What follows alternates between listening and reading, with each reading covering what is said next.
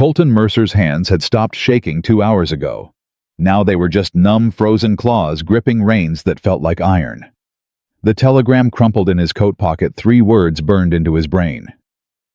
Parents. Fire. Come. His horse stumbled through snow that rose past its chest. The animal was dying beneath him. He could feel it in every labored breath, every trembling step. Didn't matter. Nothing mattered except the column of smoke rising against the gray Montana sky. 20 years he'd spent building an empire. Cattle, land, gold, railroad shares. He'd dined with governors and shaken hands with senators. But none of that meant a damn thing now, because somewhere ahead, his parents might be burning. Or already burned.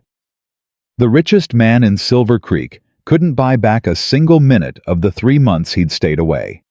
And that truth cut deeper than any winter wind. If this story touches your heart, subscribe to our channel and stay until the very end. Drop a comment telling us which city you're watching from. Let us know how far this tale has traveled. Colton kicked the gelding harder. The animal groaned, but found another burst of speed plowing through drifts that would have buried a lesser horse. 3 hours. 3 hours since old Jennings's boy had ridden up to his ranch, face white as bone, telegram clutched in his fist. Your folks, Mr. Mercer. Fire. You gotta come quick.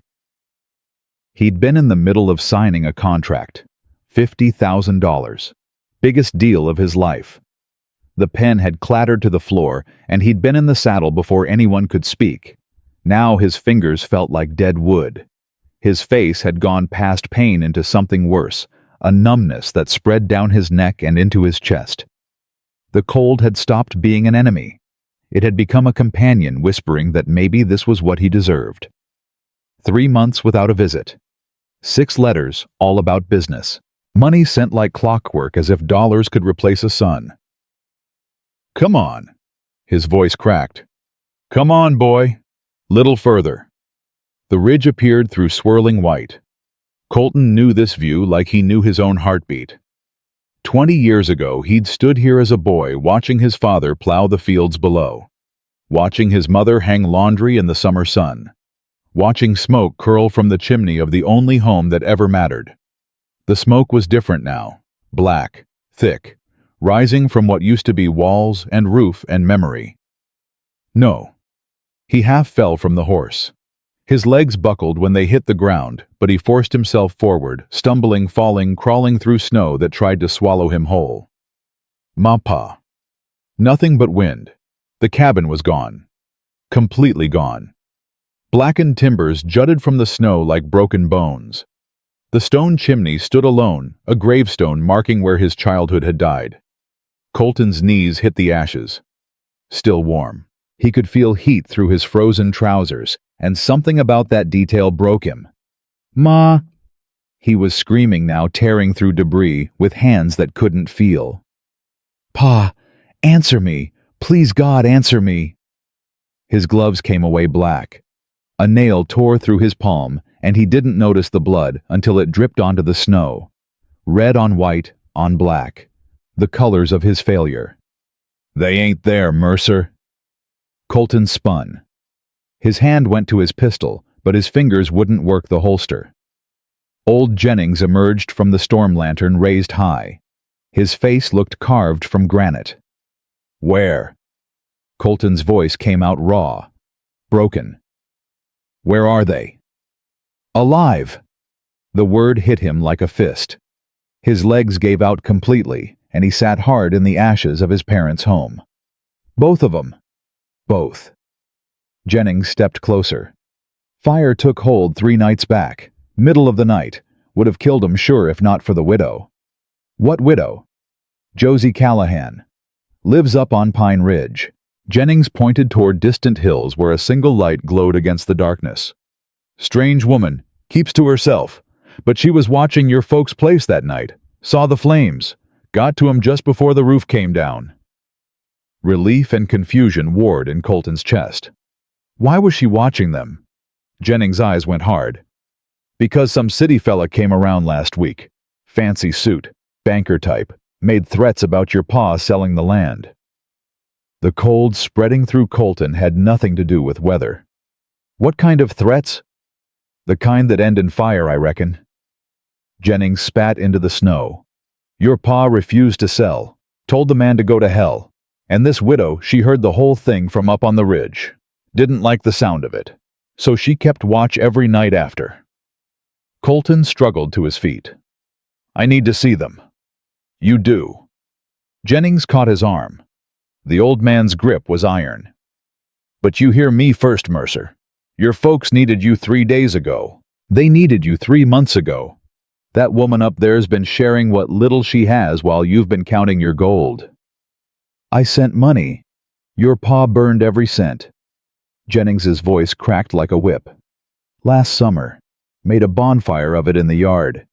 Said he'd rather starve than spend another dollar of his son's guilt. The words hit harder than any blow. Colton pulled free and stumbled toward his dying horse. He had to move. Had to see them. Had to Mercer. Jennings' voice followed him through the storm. That woman saved their lives. Whatever else happens, you remember that. The cabin on Pine Ridge looked like a lighthouse in a sea of white.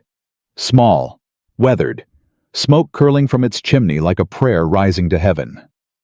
Colton dismounted and led his exhausted horse to a lean-to beside the structure. His hands wouldn't stop trembling as he secured the reins. Cold or fear, he couldn't tell anymore. He went to the window first. Through frost-covered glass, he saw his mother. Ruth Mercer's silver braid loose over one shoulder sitting at a rough-hewn table. She was laughing. The sound reached him even through the walls, and something cracked in his chest. When had he last heard her laugh? His father sat across from her. Elijah Mercer, the man who'd taught him to ride and rope and never show weakness. His shoulders were hunched now, his face gray, but his gnarled hand rested on the wrist of a woman in faded calico. Josie Callahan. Red hair escaping from a practical bun. Gray eyes sharp as flint. Not beautiful in the way Amelia had been, but striking, strong. The kind of woman who looked like she could stare down a grizzly and make it apologize. She was ladling stew into bowls. Feeding his parents with food she probably couldn't spare. Keeping them alive in a cabin barely big enough for one person. While he'd been signing contracts 300 miles away. The door opened before he could knock. Josie stood in the frame, wooden spoon in hand. Her eyes swept over him, the expensive coat, the gold watch chain, the boots that cost more than her cabin, and her expression went cold as the snow at his feet. Mr. Mercer. Not a greeting, an accusation. You're late. Colton. His mother's voice, joy and hurt tangled together. Ruth rose from the table, moving toward him with arms outstretched. She looked smaller than he remembered, frailer. The fire's glow caught new lines on her face, new silver in her hair. When had she gotten so old, Ma? He caught her in his arms, holding tight. She smelled like smoke and herbs, and something achingly familiar. I came as fast as I could. I know, son, I know. Over her shoulder, Colton watched his father. Elijah hadn't moved, hadn't turned, just sat there staring at the fire like his son was a stranger who'd wandered in from the storm. Pa? Nothing. Pa, I'm here. Heard you the first time. Elijah's voice came out rough as gravel. Whole territory probably heard you way you were hollering out there. Ruth pulled back her hands on Colton's face. Sit. Eat. You must be frozen through. Josie stepped aside to let him enter, but just barely. Her shoulder brushed his as he passed, and she didn't apologize. The cabin was tiny, one room with a loft overhead. A bed in the corner barely big enough for two. A fire crackling in the hearth. The smell of venison stew thick in the air. Colton sat at the table. Josie set a bowl in front of him without a word, her movements sharp and efficient. Thank you. He meant for the food, for saving his parents, for everything. Don't thank me yet. She turned her back. Morning comes early. I don't feed people who don't work. Now, Josie, Ruth started. It's all right, Ma. Colton picked up his spoon. She's earned the right to say what she wants. Josie's shoulders stiffened. She hadn't expected agreement. The stew was good. Better than anything his ranch cook had made. But Colton barely tasted it, too aware of his father's silence across the table. How bad was it? He finally asked. The fire. Bad enough. Ruth's voice went quiet. Started in the kitchen. We were sleeping. The smoke woke your father first, but by then the flames had spread. We couldn't get to the door. I got us to the window. Elijah still wasn't looking at him. Threw your ma out first, was climbing through myself when the roof started coming down. That's when I reached them. Josie spoke from her place by the fire. Pulled him clear, dragged them both to the barn, kept them there till the storm passed. You saved their lives. I did what anyone would have done. No. Colton set down his spoon. You did what I should have been here to do. Silence fell, heavy, suffocating. Josie turned to face him. Her gray eyes held no warmth, but something flickered there, surprise maybe. She hadn't expected him to say that. I want to pay you, Colton said. For your trouble, for the food, for everything. He reached into his coat and pulled out the leather pouch. Coins clinked inside. More money than she'd probably see in 5 years. Josie looked at the pouch like he'd offered her a dead rat. Put that away. Mrs. Callahan. I said put it away. Her voice could have frozen the fire. I didn't save your parents for money, Mr. Mercer. And I won't take payment for basic human decency. Then let me help some other way. Supplies. Firewood. Whatever you need. What I need is for you to understand something. Josie stepped closer, close enough that he could see the gold flecks in her gray eyes. You can't buy your way out of guilt. You can't throw money at a problem and call it solved. Your parents almost died because you weren't here. All your wealth, all your land, all your cattle, none of it meant a damn thing when that roof was coming down. Each word landed like a blow. You're right, Colton said quietly. Josie blinked. What? I said you're right. I should have been here. I should have come back months ago. I sent money instead of myself because it was easier. Because I was a coward. He held her gaze. So yes, Mrs. Callahan. You're absolutely right. The anger in her eyes flickered, shifted, became something harder to read. Well, she turned back to the fire. At least you're honest about it. Ruth touched Colton's hand. She's been through a lot, son. Give her time. Time for what? Time to see that you're not the man she thinks you are. From his chair, Elijah laughed. The sound held no humor. Isn't he, though, Elijah? Ruth's voice carried warning. What boy needs to hear the truth? The old man finally turned to face his son. Firelight caught his face, older than Colton remembered, lines carved deep by time and weather. But his eyes were the same, sharp, unforgiving. You think one storm changes anything? You think riding through one blizzard makes up for 3 years of absence? Pa, don't. Elijah's hand slammed the table. Don't you paw me. I've got no son. Had one once. He ran off to fight Lincoln's war against my wishes. Came back a stranger. Built an empire, and forgot where he came from. The words hit like bullets. Colton remembered that day in 1862. Standing in the kitchen of that burned-down cabin, uniform pressed and waiting, telling his father he was joining the Union Army. No son of mine fights for Lincoln. His father's face had been red with fury. His fist had cracked the table, the same table that was now ash in memory. I fought because it was right, Colton said, the old argument rising like bile. You fought because you wanted glory, wanted adventure, wanted anything except staying here and helping your family survive. Elijah's voice broke. And while you were off playing soldier, your mother worried herself sick. Couldn't eat, couldn't sleep. Spent every night praying for a son who couldn't be bothered to write. I wrote 6 letters in 4 years. I counted. Elijah's eyes glistened. 6 letters. And when you finally came home, you weren't my boy anymore. You were someone else. Someone cold. Someone who thought money could fix everything. Ruth was crying silently. Josie stood motionless by the fire, witnessing this family tear itself apart. I lost people in that war. Colton's voice came out hoarse. I lost. You lost. Elijah laughed again, harsh and bitter. You want to talk about loss? Your Aunt Margaret, my sister, married a Virginia man before the war. Had a son. Good boy. 8 years old when Sherman's army burned their plantation. The name hit Colton like ice water. Margaret. He'd heard it whispered between his parents, never explained, never discussed. Pa. They died in that fire. All of them. My sister. My nephew. Gone. Elijah's voice cracked. And you want to know the worst part? I couldn't even mourn them. Couldn't even speak her name. Because my own son was wearing the uniform of the army that killed her. Silence crashed down like an avalanche. Ruth buried her face in her hands. Josie had gone pale, her eyes fixed on Elijah. Colton couldn't breathe.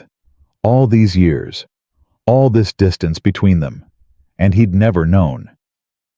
Pa. His voice broke. I didn't. Course you didn't know. How could you? Elijah turned back to the fire. You were too busy building your empire. Too busy sending money to ease your conscience. Too busy being anywhere except here. The flames crackled. Outside, the wind howled against the cabin walls. Colton looked at his mother, at the tears streaming down her weathered cheeks. At his father's hunched shoulders, carrying grief he'd borne alone for 15 years. At Josie standing apart, witness to wounds that ran deeper than any fire could burn. I'm sorry. The words felt hollow, insufficient. I'm so sorry. Elijah didn't respond. Ruth reached for her son's hand. He doesn't mean... Yes, he does. Colton squeezed her fingers. And he's right. About all of it. He pushed back from the table and stood. The cabin felt too small, the air too thick. He needed space, needed to think, needed to figure out how to fix something that might be beyond repair. Where are you going? Ruth asked. To check on my horse. Make sure he survives the night. Colton grabbed his coat. I'll sleep in the lean-to. Don't be foolish. Josie's voice stopped him at the door. You'll freeze to death before dawn. Maybe that's what I deserve. Maybe. She crossed her arms. But I didn't drag your parents out of one fire just to let their son die of stupidity in my yard. There's space by the hearth. Use it. It wasn't kindness. It was practicality. But it was something. That night, Colton laid on the hard floor staring at the ceiling. Above him, he could hear Josie moving in the loft. A creak of weight. The rustle of fabric. Then stillness. His mother and father shared the small bed in the corner. Ruth's soft breathing. Elijah's rough cough. The smoke had damaged his lungs worse than anyone was saying. In the darkness, Colton's mind drifted to Amelia. His wife. Dead these 3 years. Gone in childbirth along with the son he'd never hold. He'd been 5 miles away when it happened. Close enough to reach her if he'd known. But he hadn't known. Hadn't felt her slip away. Hadn't heard the midwife's cry or the terrible silence where a baby's first breath should have been. By the time he reached the farmhouse, Amelia was cold. The baby, his son, his heir, his future wrapped in a blanket like a broken doll. He'd locked the nursery door that night, never opened it again. Threw himself into work instead. Land deals, cattle contracts, railroad investments. Anything to keep moving, keep building, keep running from the empty room with the empty cradle. Now here he was, 300 miles from that locked door, lying on a widow's floor while his father's words echoed in his skull. You weren't my boy anymore. You were someone else. Maybe Elijah was right. Maybe the son who'd left for war never really came home. Maybe the man who returned was just a ghost wearing familiar skin. "You're thinking too loud." Josie's voice drifted down from the loft, soft but clear. "Sorry." "Don't apologize. Just stop. Some of us need sleep." Colton almost smiled. "How do you stop thinking?" "You don't. You just get better at ignoring it." A pause. "Why did you really stay away so long?" The question hit too close to home. Business. Lie. It's not. "I've known men like you, Mr. Mercer, rich men, powerful men. You don't stay away from family because of business. You stay away because going back hurts too much." Another pause. "So what hurts? What are you running from?" The fire had burned down to embers. Colton stared at the fading glow. "My wife died 3 years ago. Childbirth. Baby died too." Silence from above. Then softer. "I'm sorry." "I wasn't there. Was 5 miles away signing papers for a land deal. By the time I got home..." He couldn't finish. "And you blame yourself. Don't you?" "Every day." Josie's voice held something he hadn't heard before. Understanding. "My husband Thomas died 2 winters back. Fever took him. I watched it happen. Held his hand while he slipped away. And every day since I've wondered if I could have done something different. Given him different medicine. Prayed harder. Something. Could you have? No. But that doesn't stop the wondering." The embers popped. Outside, the wind had finally begun to calm. "Why are you telling me this?" Colton asked. "Because your father's wrong about one thing. You're not cold, Mr. Mercer. You're broken. There's a difference." The loft creaked as she shifted. "Cold men don't ride through blizzards for people they don't care about. Cold men don't sit in ashes and weep. Cold men don't admit when they've failed. What do broken men do? They heal, eventually, if they stop running long enough to let themselves." Colton closed his eyes. For the first time in 3 years, the weight on his chest felt slightly lighter. "Mrs. Callahan." "Josie. If we're sharing secrets, you might as well use my name." "Josie." It felt strange on his tongue. Intimate in a way he hadn't expected. "Thank you." "Don't thank me yet." But her voice had lost its edge. "Morning comes early. I'll expect you at the woodpile by dawn." "Yes, ma'am." A sound that might have been a laugh drifted down. "Good night, Mr. Mercer." "Colton." A pause. "Good night, Colton." He lay there long after her breathing evened out, thinking about fire and loss and the strange paths that led broken people to each other. His father coughed in his sleep, a wet, rattling sound. His mother murmured comfort without waking. And somewhere above, a widow who'd saved 2 lives, rested peacefully for the first time in days. Tomorrow would bring new challenges, new conflicts, new opportunities to fail or succeed. But for now, in this moment, Colton Mercer was exactly where he needed to be. Home. Or something close to it. Dawn came gray and bitter. Colton was at the woodpile before first light axe in hand, breath fogging in the frozen air. His first swing went wide. His second nearly took off his foot. 3 years behind a desk had made him soft. Pathetic. Josie stood on the cabin steps, shawl wrapped tight, steam rising from the cup in her hands. "Want to show me how it's done?" Colton panted. "Thought you built an empire with those hands." "I did. Doesn't mean I remember how to use them." She set down her cup and crossed to him. Without asking permission, she adjusted his grip, moved his feet. Narrower stance. Let the weight do the work. Her hands were cold through his gloves. Rough with calluses, working hands. He swung. The log split clean. "Better." She stepped back. "Do that 500 more times and you might earn your breakfast." Colton laughed. The sound surprised him, rusty from disuse but genuine. Josie's eyebrow rose. "Something funny." "No one's talked to me like that in years. Everyone just says what they think I want to hear." "Then you've been surrounded by cowards." She turned toward the cabin. "I'll call you when the food's ready, if you've earned it." He watched her go. The morning light caught her hair turning the red to copper and gold. She wasn't beautiful, not in the way Amelia had been with her porcelain skin and delicate features. But there was something about her, a strength, a fire, something that made him want to be better than he was. Colton raised the axe and swung again. The log split with a satisfying crack. 500 more times. He could do that. Inside, Elijah was awake, sitting up in bed with blankets piled around him. His color was worse than yesterday gray, beneath the weathered tan lips almost blue. Josie pressed fingers to his wrist, counting silently. "How is he?" Ruth asked from the stove. "Pulse is weak." Josie frowned. "The smoke did more damage than I thought." "I'm fine," Elijah growled. "You're not, and lying about it won't help." Josie tucked the blankets tighter. "I've seen enough dying men to know the signs." "Dying?" Ruth's voice cracked. "Not yet, but his heart's under strain. He needs rest, real rest. Weeks of it, maybe months." Elijah's jaw clenched.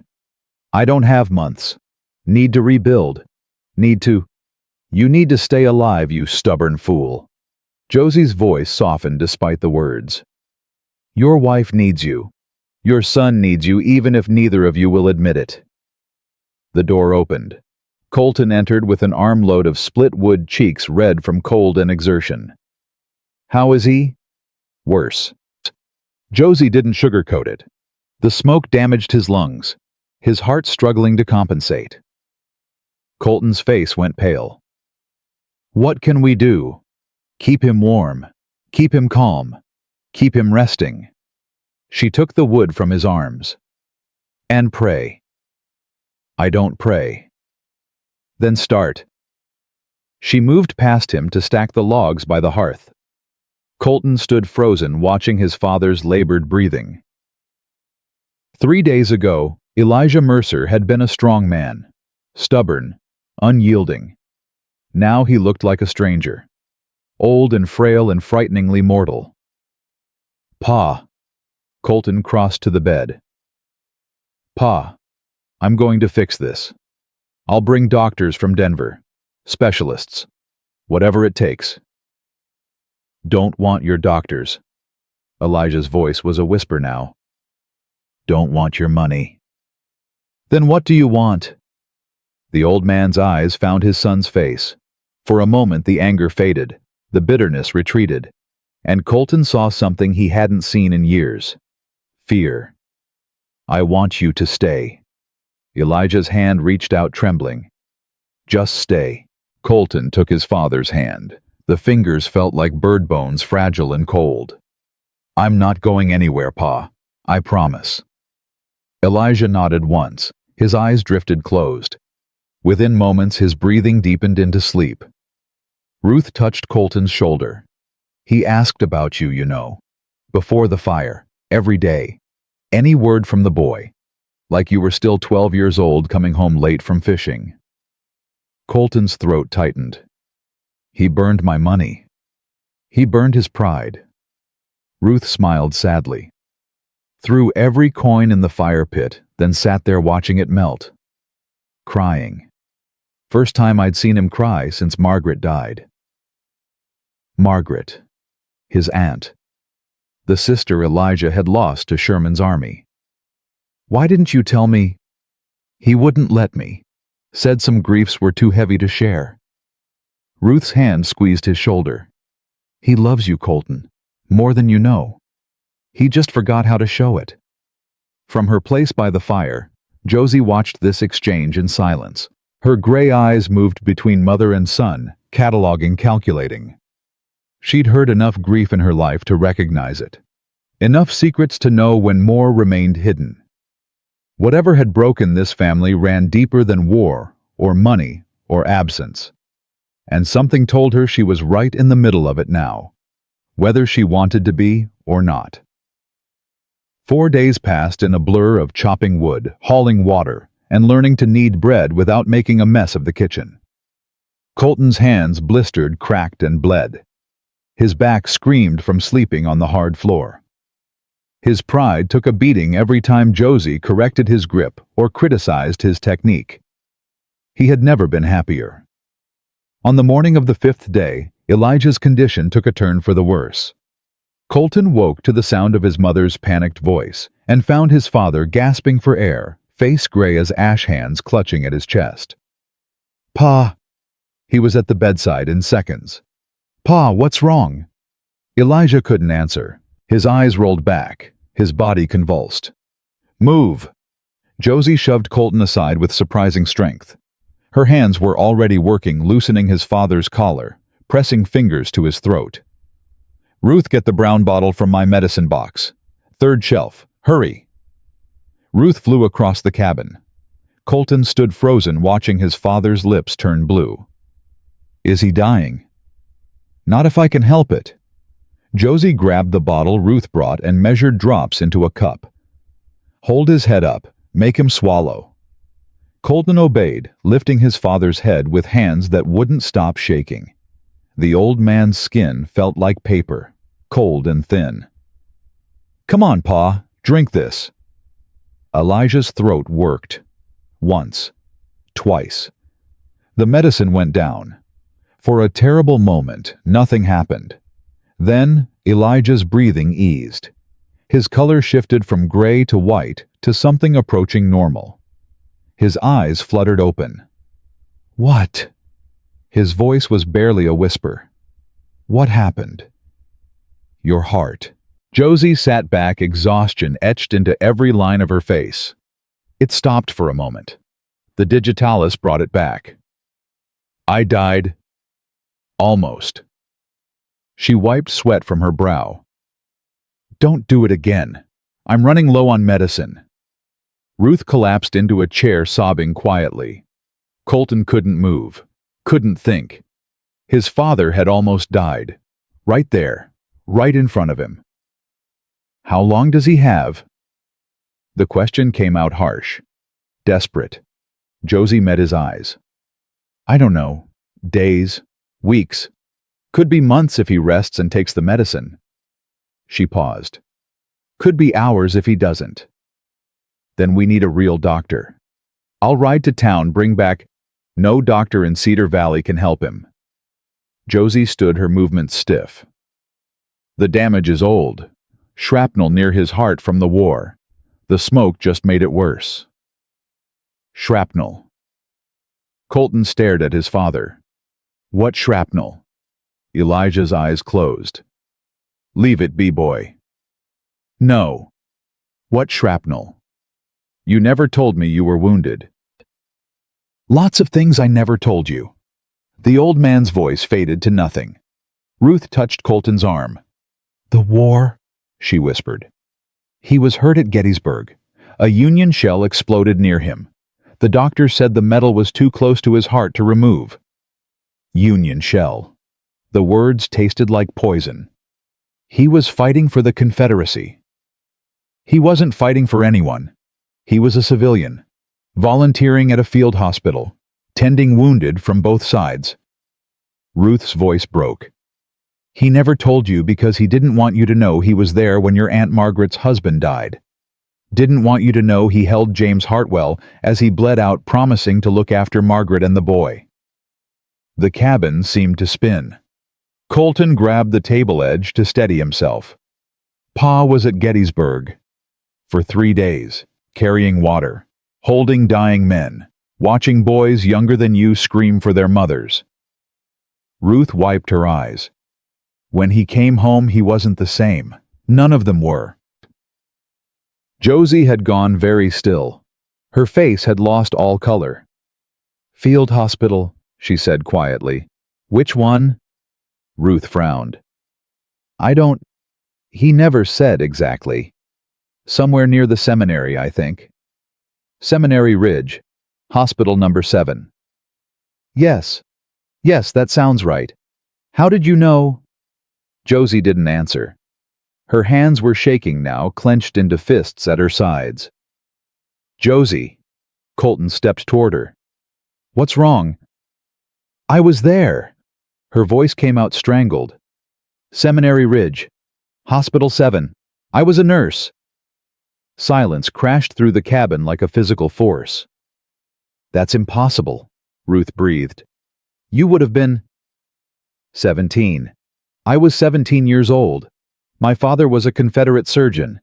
I assisted him until a Union shell took his life on the second day. Josie's eyes had gone distant, seeing things none of them could see. After that, I kept working, couldn't stop. There were too many wounded, too many dying. Colton's mind raced. His father, this woman, the same battlefield, the same hospital. Did you know him? He grabbed Josie's shoulders. Did you know my father? I knew hundreds of men, thousands. Their faces blur together after a while. But something flickered in her eyes, recognition fighting its way to the surface. There was one man, middle-aged, strong hands. He carried water all through the third day, even with shrapnel in his chest. The doctors wanted to operate, but he refused. Said he had to get home to his family. That was him. Ruth's voice shook. That was Elijah. I stitched his wound. Josie's hand rose to her mouth. Oh God, I remember now. He was delirious from blood loss. Kept calling for someone. Margaret. He kept saying Margaret. His sister. He made me promise. Josie's eyes filled with tears. Made me swear I'd get word to her somehow. Tell her James died bravely. That his last words were about her and the boy. She shook her head. I never could.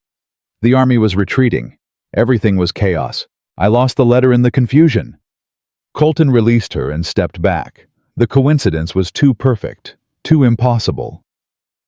You saved my father's life. I saved hundreds of lives, lost hundreds more. Josie wrapped her arms around herself. I didn't know he was your father. How could I have known? But you came here, to Montana, to Pine Ridge, right next to his property. Thomas chose this land, my husband. He'd been here before the war, said it was the most beautiful country he'd ever seen. Her voice steadied. I had nothing to do with your family being nearby. It was chance, nothing more. There's no such thing as chance. Elijah's voice, weak but clear, cut through the room. God puts people where they need to be. Everyone turned. The old man had pushed himself up on one elbow, his face pale but his eyes sharp. You, he said, looking at Josie. I remember you now. The girl with the steady hands. You told me I was going to live when everyone else was measuring me for a coffin. Josie nodded slowly. You called me stubborn. You were, still are. A ghost of a smile crossed Elijah's face. Figured God had a sense of humor sending you to pull me from another fire 20 years later. Pa. Colton moved to the bed. You need to rest. I need to talk. Elijah's hand caught his son's wrist with surprising strength. Sit down. Listen. Might not get another chance. Don't say that. Sit down. Colton sat. Elijah drew a rattling breath. I've been a fool son. A stubborn, prideful fool.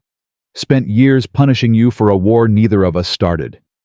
Blamed you for wearing Union blue when the truth is, I was ashamed of myself. Ashamed. I was there, at Gettysburg, surrounded by dying men, and I couldn't save a single one. Elijah's voice cracked. Your aunt's husband bled out in my arms. My sister's boy, just 8 years old, was orphaned because I couldn't stop the bleeding. And when Sherman's army burned their home the next year, I wasn't there to protect them either. Tears streamed down the old man's weathered cheeks. I couldn't save anyone. Not James, not Margaret, not the boy. So when you came home from the war alive, I should have been grateful. Should have thanked God for the miracle. Instead, I hated you. Hated me. Hated that you survived when so many didn't. Hated that you could still smile when my sister was ashes. Elijah's grip tightened. I know it's wrong. Knew it then. But grief makes monsters of us all. Colton couldn't speak, couldn't breathe. I'm sorry. Elijah's voice broke. I'm so sorry, son, for the silence, the distance, the years we lost because I couldn't forgive you for being alive. Pa, let me finish. The old man's eyes found Ruth, then Josie, then returned to his son. That woman saved my life, twice now, and she didn't know who I was either time, just saw someone in need and acted. His breath rattled. That's what I should have done. Should have seen my son in need of his father and just acted. Colton's throat closed. Words piled up behind his teeth with no way out. Forgive me. Elijah's whisper was barely audible. Please. Something broke in Colton's chest. Years of anger. Years of hurt. Years of wondering what he'd done wrong, why his father couldn't look at him, why love had curdled into silence. All of it shattered.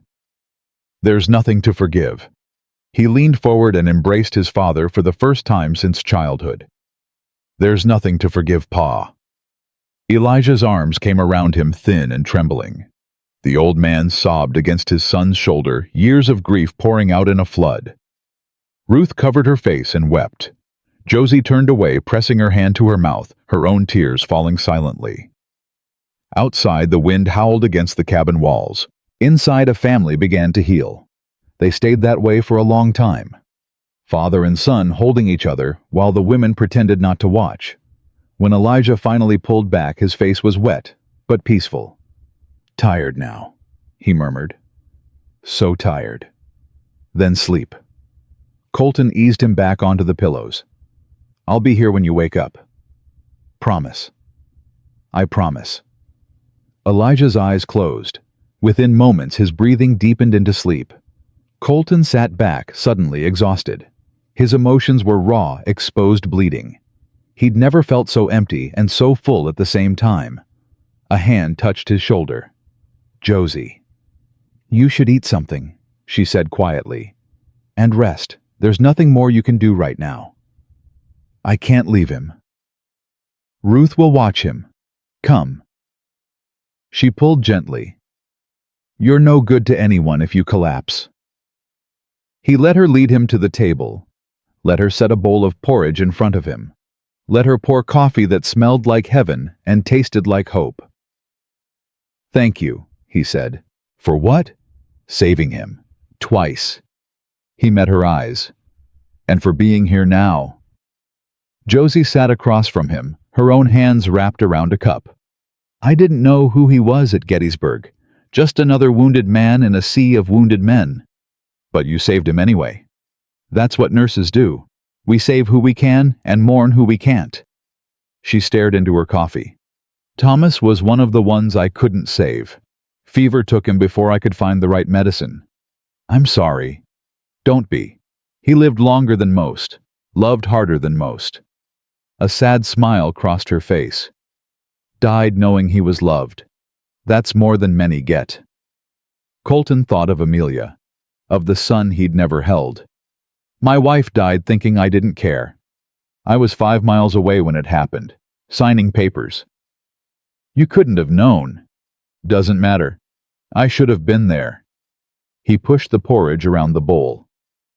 Should have been a lot of places I wasn't. Should have, could have, didn't. Josie's voice hardened slightly. Those words will drive you mad if you let them. Trust me, I know. How do you stop? You don't. You just learn to live with them. She set down her cup. Your father's going to need constant care for the next few weeks. Medicine every 4 hours. Someone watching him while he sleeps. I'll do it. You'll need help. One person can't stay awake forever. Then I'll hire... With what? The money I won't accept. A ghost of humor touched her lips. We'll take turns. You, me, your mother. 3 shifts a day. You'd do that? I'm already doing it. She stood. Finish your food. Your shift starts at noon. She walked away before he could respond, climbing the ladder to her loft with the ease of long practice. Colton watched her go, this woman who'd saved his father twice without knowing who he was. This woman who'd lost her husband and kept living. This woman who fed strangers and refused payment and spoke hard truths without flinching. He was starting to understand why Thomas Callahan had loved her. Starting to understand a lot of things he'd missed before. The next 3 days fell into a rhythm. Colton took the night shift sitting beside his father's bed while the old man slept fitfully. Ruth handled mornings. Josie covered afternoons, her hands never idle, always mixing medicine or preparing food or mending clothes. On the second night, Elijah woke in a panic. "Margaret." Colton was on his feet instantly. "Pa, it's okay. You're safe." "She's burning. I can see her burning. Have to save her." The old man tried to rise, his eyes wild. "Have to get to Richmond. Have to—" "Pa, stop. Richmond was 20 years ago." Colton pressed him gently back. "Margaret's gone. There's nothing you could have done. Could have been there. Should have gone when she asked." Elijah's voice broke into sobs. "She wrote me, you know. Begged me to come before the army arrived, but I was too proud. Too angry about the war. Told her she'd made her choice when she married a Southern man. You couldn't have known what would happen. I knew enough. Knew Sherman was burning everything in his path. Knew Richmond would fall eventually." The old man's hands clawed at the blankets. "I killed her. My silence killed her." Colton had no answer for that. What could he say? That grief wasn't logical. That guilt found its own paths, regardless of truth. He held his father's hand instead. Sat with him in the darkness while the demons raged. Toward dawn, Elijah finally calmed. His eyes found his son's face in the weak light. "You're still here." "Told you I would be. Thought you'd run, like before." "I'm done running, Pa." The old man nodded slowly. "Good. Running gets you nowhere. Believe me, I've been doing it for 20 years. Josie appeared at the foot of the bed, her hair mussed from sleep. "How is he?" "Nightmare. Margaret again." She moved to check Elijah's pulse, her movements automatic. "Stronger than yesterday. That's something." "Something's not enough." Colton stood stretching, muscles stiff from hours of sitting. "He needs real medicine, real care." "He's getting real care." "You know what I mean. Doctors, hospital, something more than herbs and hope." Josie's jaw tightened. Herbs and hope kept him alive at Gettysburg, kept him alive through the fire, kept him alive these past 3 days. She straightened. "I know my medicine isn't fancy, Mr. Mercer, but it works. I didn't mean—" "Yes, you did." Her eyes flashed. "You look at this cabin and see poverty. Look at my remedies and see backwoods nonsense. You think your money can buy better. Can't it?" "No." The word cracked like a whip. "Money can buy doctors who'll bleed him dry with leeches. Money can buy surgeons who'll cut him open and find the shrapnel too close to his heart to remove. Money can buy a fancy headstone for his grave." She stepped closer. "What money can't buy is time, and time is what he needs." They stood facing each other, anger sparking between them. Colton wanted to argue, wanted to insist that wealth had to mean something, had to be good for something. But he remembered Amelia. Remembered the doctors he'd paid fortunes to, the specialists who'd promised miracles, the elaborate funeral that couldn't bring her back. "You're right," he said quietly. "I'm sorry." Josie blinked. Her anger deflated as quickly as it had risen. "You apologize a lot for a rich man." Learning new habits. A sound from the bed made them both turn. Elijah was laughing. Weak rasping, but definitely laughing. "What's so funny?" Colton demanded. "You two." The old man's eyes crinkled. "Fighting like an old married couple." "We're not," they said simultaneously, then stopped staring at each other. Elijah laughed harder, which turned into a cough, which brought Josie rushing to give him water. "Don't excite yourself," she scolded. "Can't help it. First entertainment I've had in days. He sipped the water and settled back. Your mother's the same way, you know. Fights me on everything. Hasn't stopped in 40 years. That's different, Colton muttered. Is it? His father's eyes held something that looked suspiciously like hope. She's a good woman, son. Strong, principled. Doesn't take any nonsense from anyone, including you. Pa, I'm just saying. Elijah's eyes drifted closed. A man could do worse. Silence fell. Josie busied herself with arranging bottles on the shelf, her back firmly turned. Colton studied the floor like it held the answers to life's mysteries. Ruth's voice came from the doorway, making them both jump. He's right, you know. Ma, don't ma me. She crossed to the stove and began stoking the fire. I've seen the way you look at her, the way she looks at you when she thinks no one's watching. I don't. And you. Ruth pointed at Josie. You've smiled more in the past week than you have in 2 years. Don't think I haven't noticed. Josie's cheeks went crimson. Mrs. Mercer. Ruth. And I'm not matchmaking, just stating facts. She set a kettle over the flames. Now who wants breakfast? The tension broke. Not completely, but enough. They ate together at the small table, while Elijah dozed. The conversation stayed carefully neutral. Weather, supplies, the need for more firewood. But something had shifted. Colton felt it in the air between him and Josie. A new awareness. A possibility that hadn't existed before. He didn't know if that was wonderful or terrifying. Probably both. On the 4th day, visitors arrived. Colton was splitting wood behind the cabin when he heard horses approaching. 3 riders emerged from the trees, led by a man in a black coat that looked too fine for frontier travel. His blood ran cold.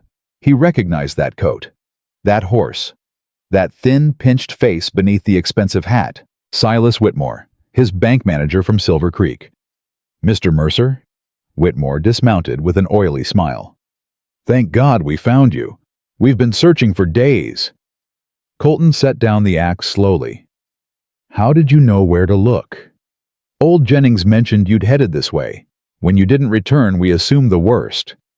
Whitmore's eyes swept over the cabin, calculating its value. Finding it lacking. Terrible business about your parents. Just terrible. They're alive. Yes, so I see. The smile didn't waver. Still, the property loss must be devastating. All those years of history gone in a single night. Something in Whitmore's tone made Colton's skin crawl. What do you want, Silas? Want nothing, nothing at all. Simply checking on our most valued client. Whitmore gestured to his companions. I brought Mr. Harrison from the railroad and Mr. Pike from the Territorial Surveyor's office. They were quite concerned about the fire. Were they? Indeed. You see, the railroad has been most interested in the route through this valley. Your father's property sat right in the middle of their proposed path. Whitmore's smile turned wolfish. Now that the homestead is vacant, certain opportunities present themselves. Cold fury settled in Colton's chest. My father's property isn't vacant. The land still belongs to him. Technically, yes. But a man his age and his condition. Whitmore spread his hands. Perhaps it's time to consider selling. The railroad is prepared to offer a very generous sum. The answer is no. Mr. Mercer, be reasonable. Your father nearly died. Your mother is aging. Why burden them with rebuilding when they could spend their final years in comfort? I said no. Whitmore's mask slipped. Underneath was something ugly, something hungry. You might want to reconsider. The railroad has powerful friends. Friends who don't take kindly to obstacles. Is that a threat? Merely an observation. Whitmore glanced at the cabin again. This property, for instance. Mrs. Callahan is its widow, alone, struggling to make payments on a very modest homestead.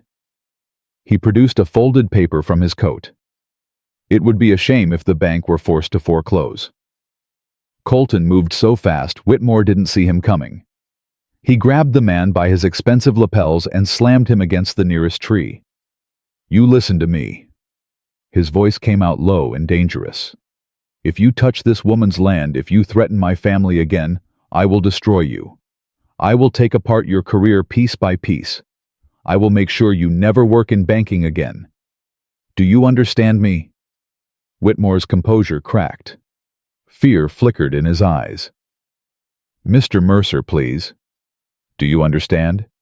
"Yes. Yes, I understand." Colton released him. Whitmore stumbled back, straightening his coat with shaking hands. "Get off this property. Now." "You're making a mistake, Mercer. The railroad always gets what it wants, one way or another." "Then tell the railroad to come talk to me directly. Not send lackeys to threaten old women and dying men." Whitmore mounted his horse, his face a mask of barely controlled rage. "This isn't over." "No," Colton agreed. "It isn't." He watched them ride away until they disappeared into the trees. His heart pounded. His hands shook with unspent adrenaline. "That was impressive." He turned.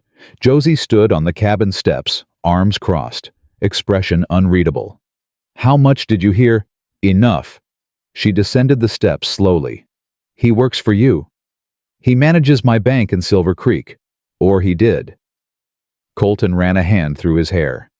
"I'm starting to think I don't know what he's been doing in my name." "The threats about foreclosure, are they real?" "The bank holds paper on half the homesteads in the valley. If Whitmore wanted to call those debts—" He couldn't finish. Josie's face had gone pale.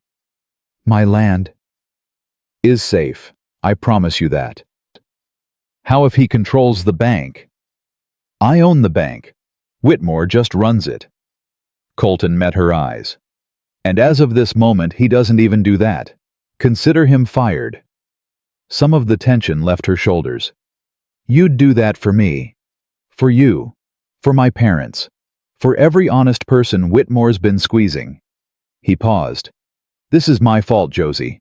I've been so busy building my empire that I never stopped to see what was being done in my name. People have been hurt. Families displaced. And I was too wrapped up in profit margins to notice. You notice now. Too late. Maybe not." She stepped closer. "A man who sees his mistakes can fix them. One who stays blind cannot." They stood face to face, closer than they'd ever been. Colton could see the gold flecks in her gray eyes, the tiny scar above her left eyebrow, the determined set of her jaw.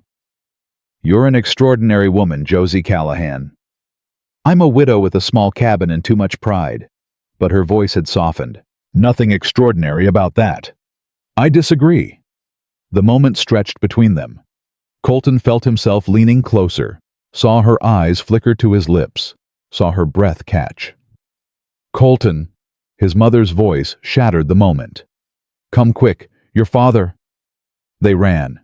Elijah was sitting up when they burst through the door, not slumped against pillows, not gasping for air. Sitting up straight, color in his cheeks, eyes clear for the first time in days. "Pa!" Colton skidded to a halt.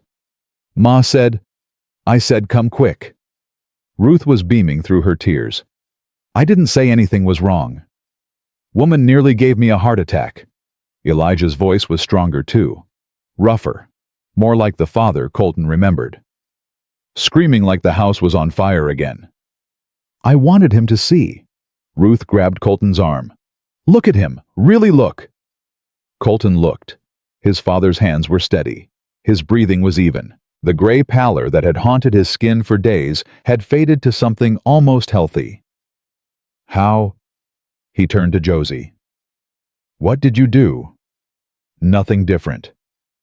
But she was already moving to check Elijah's pulse, her brow furrowed. "Same medicine? Same care?" "Then why?" "Because I decided to stop dying." Elijah pulled his wrist free from Josie's grip. "Had a dream last night. Margaret came to me, told me I'd wasted enough years on guilt." His eyes found his son. "Said if I didn't get up and live, she'd haunt me proper." Ruth laughed through her tears. That sounds like Margaret. Stubborn woman. Even dead, she won't let me rest. But Elijah was smiling. The first real smile Colton had seen from his father in years. Now, someone want to tell me why there were riders outside earlier and why my son looked ready to murder someone. The smile faded from Colton's face. Whitmore came. Your banker. Not anymore. Colton pulled a chair close to the bed. Pa, I need to ask you something. The night of the fire. Did anyone come to see you beforehand? Anyone making threats? Elijah's expression hardened. City fella. Week before. Fancy suit snake smile. Said he represented railroad interests. What did he want? What they all want. The land. Elijah's hands clenched the blankets. Said the railroad needed right-of-way through the valley. Offered me $2,000 to sell. That's 3 times what the land is worth. Told him I didn't care if it was 30 times. This land's been Mercer land for 20 years. Your mother and I built that cabin with our own hands. Raised you in it. Buried your brother in the plot behind the barn. Elijah's voice cracked. Some things ain't for sale. Colton's heart stopped. Brother. Ruth made a small sound. Elijah closed his eyes. You didn't know. Not a question. A statement of fact. Know what pa, what brother, before you were born. Ruth's voice was barely a whisper. We had another son, Samuel. He lived 3 days. The cabin seemed to tilt. Colton gripped the chair edge. Why didn't you tell me? What was there to tell? Elijah's eyes opened wet with tears he refused to shed. Boy died before he could live. We buried him under the old oak and never spoke of it again. Thought it was easier that way. Easier for who? For us. For you. Ruth touched her son's shoulder. We didn't want you growing up in the shadow of a ghost. Instead, I grew up wondering why Pa could barely look at me. Colton's voice came out harsh. Wondering what I'd done wrong. Wondering why nothing I did was ever enough. Son, you had another son, one who died, and every time you looked at me, you saw what you'd lost. Understanding crashed through Colton like an avalanche. That's why you pushed me away. That's why my success meant nothing. I was just a reminder of the boy who should have been first. No. Elijah reached for him. No, that's not, isn't it? Colton stood so fast, the chair toppled. All my life I've been trying to earn your love, trying to be good enough, strong enough, successful enough. And the whole time you were mourning a son I never knew existed. Colton, please. Ruth was crying now. Your father loves you. He's always loved you. Then why couldn't he show it? Why couldn't he just once tell me he was proud?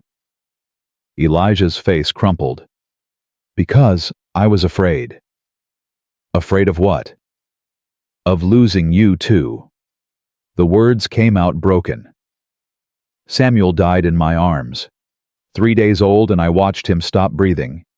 Swore I'd never let myself love that hard again. Swore I'd keep distance, keep walls, keep something back in case... He couldn't finish. In case I died too. You were such a sickly child. Every fever, every cough, I'd lie awake waiting for God to take you like he took Samuel. Elijah's tears finally fell. And then the war came. You marched off in that uniform, and I was so certain I'd never see you again. So I closed myself off. Told myself it wouldn't hurt as much if I didn't let you in. Did it work? No. The word was barely audible. Hurt just as much, maybe more, because I wasted years we could have had together. Colton stood rigid, his whole life rewritten in a single conversation. Every rejection explained, every cold shoulder understood.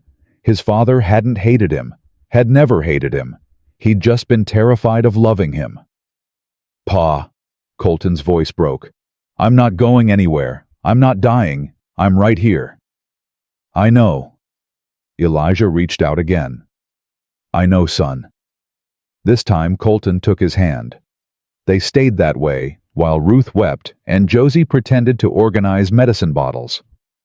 When Colton finally looked up, He found Josie watching him with something new in her eyes. Understanding. She knew what it was to carry grief so heavy it poisoned everything it touched. "I need air," Colton said quietly. "Just for a moment." Josie nodded. "I'll watch him." He stepped outside into the bitter cold. The sky had cleared overnight, leaving a canopy of stars so bright they seemed close enough to touch. His breath fogged in the frigid air as he walked to the edge of the ridge. Samuel, his brother, dead before Colton was even born. How many other secrets did this family carry? How many ghosts haunted the spaces between them? Footsteps crunched in the snow behind him. He didn't turn.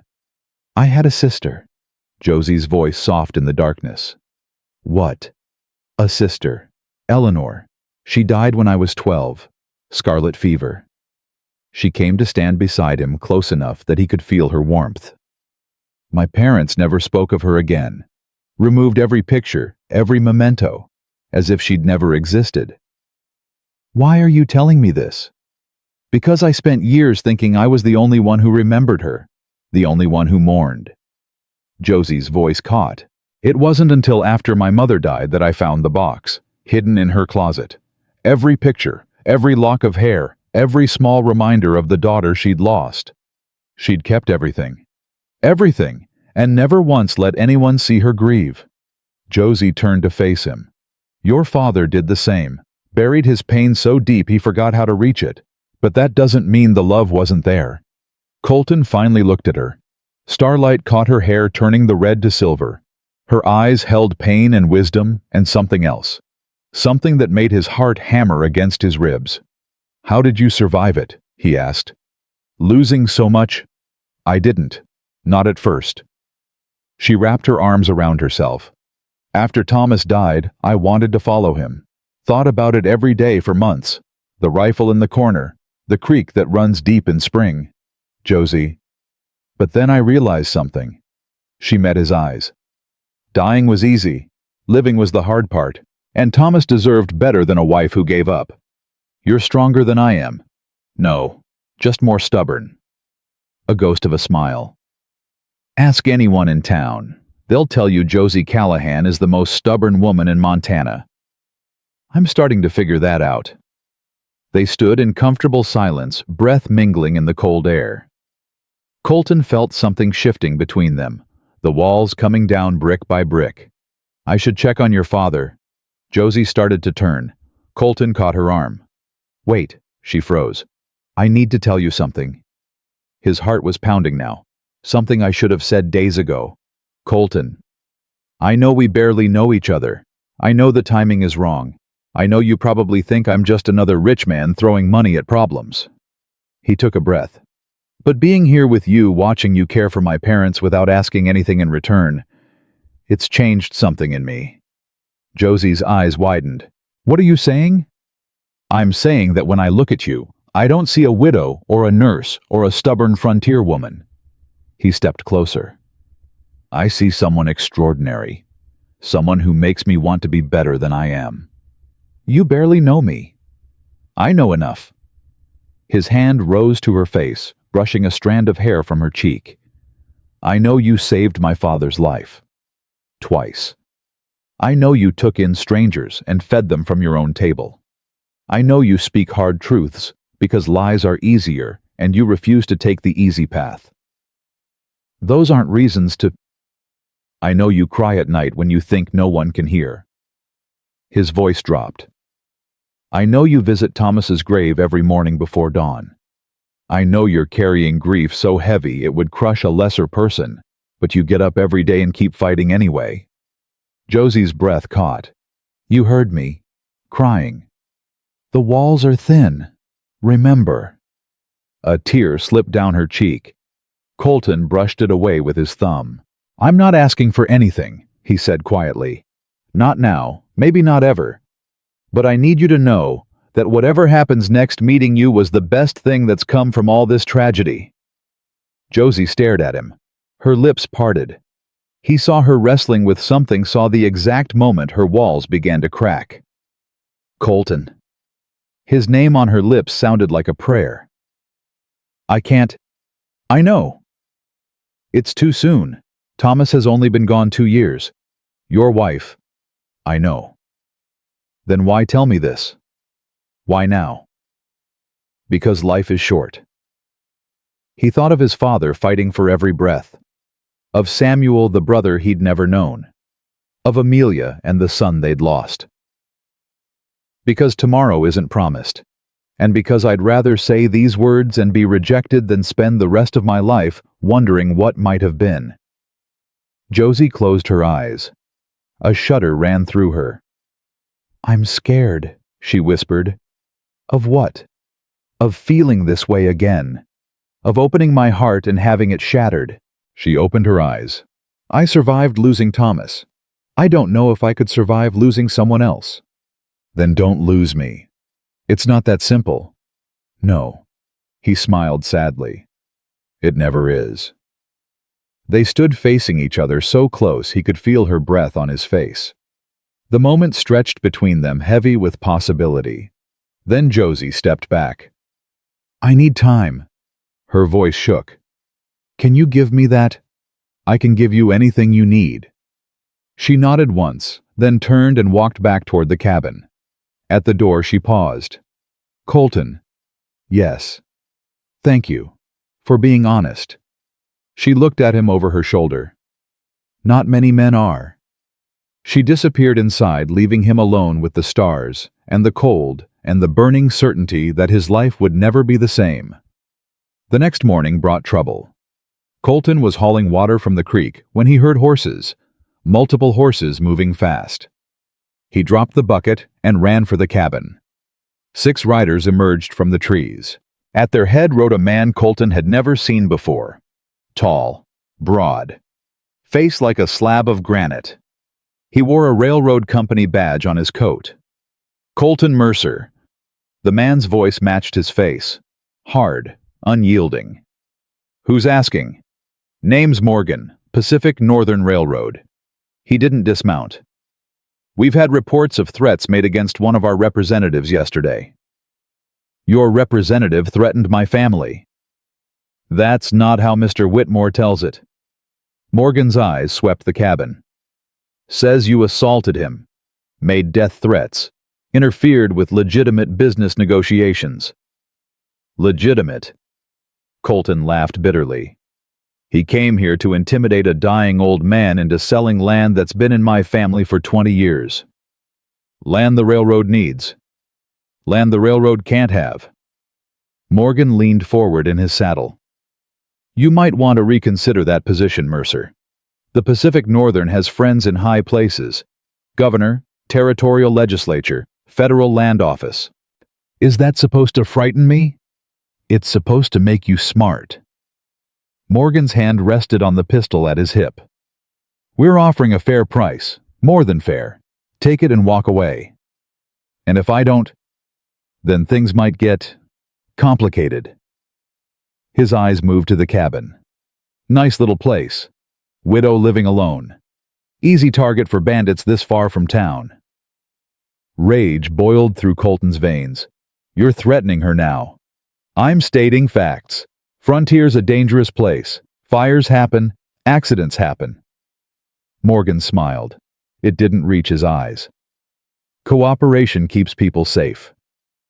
The cabin door opened. Josie stepped out, rifle in hand. This is my property. Her voice carried clear across the yard. You're trespassing. Morgan's smile faltered. He hadn't expected a woman with a gun. Ma'am, we're just having a conversation. Conversation's over. She raised the rifle. Get off my land. Now hold on. I said get off. She aimed at his chest. I've killed wolves that wandered too close to my livestock. I'll do the same to coyotes in fancy coats.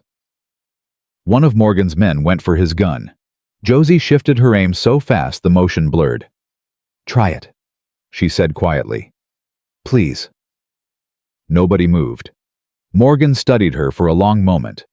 Something in his expression changed. Not fear exactly. Reassessment. This isn't over, he said finally. It is for today. Colton stepped between Josie and the riders. Take your men and go. And tell whoever sent you that Mercer land isn't for sale. Now or ever." Morgan wheeled his horse. "You're making a mistake, both of you. The railroad doesn't forget, and it doesn't forgive." He spurred his mount and led his men back into the trees. The sound of hooves faded slowly, swallowed by the vast Montana silence. Colton turned to Josie. "Would you have shot him?" "If I had to." She lowered the rifle. "Wouldn't be the first time. You've killed before. 2 winters ago, pair of drifters tried to break in while Thomas was sick." Her expression didn't change. "They're buried in the north pasture." Colton stared at her. This woman, this small, fierce woman, had defended her home with deadly force, had buried the bodies, and never told anyone. "Josie Callahan," he said slowly, "you continue to surprise me. Life on the frontier teaches hard lessons." She turned toward the cabin. "We need to talk. All of us. This isn't going to end with Morgan riding away." She was right. The railroad wouldn't give up. They'd tried money and threats. The next step would be violence. Colton followed her inside, mind racing. He had resources, connections, enough money to fight legal battles for years. But Morgan hadn't been talking about legal battles. He'd been talking about fires and accidents, about making problems disappear. The war wasn't over. It was just beginning. Inside, Elijah was sitting up in bed, face drawn with worry. "Heard the horses. What happened?" "Railroad men." Colton paced the small room, threatening to take what they can't buy. "The fire." His father's voice went hollow. "That was them, wasn't it, trying to drive us off our land?" "I think so. Whitmore was working with them, using my bank to pressure homesteaders into selling." "Your bank?" Ruth's voice was sharp. "Your money, paying for men to burn innocent people out of their homes." The accusation cut deep because it was true.